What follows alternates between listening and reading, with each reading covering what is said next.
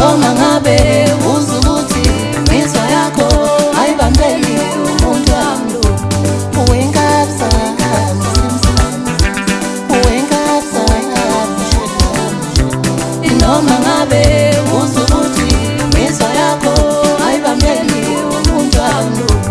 Awuyibambele imizwa yakho, awuyiphose nawo.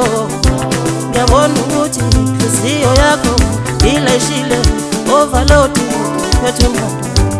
Awuyibambele imizwa yakho, awuyiphose nawo.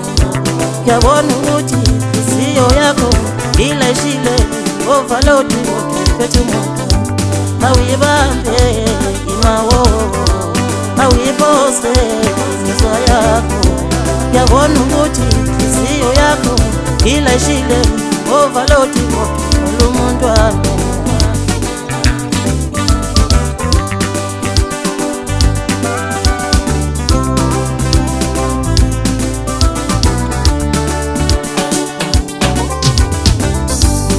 Umuntu akabheka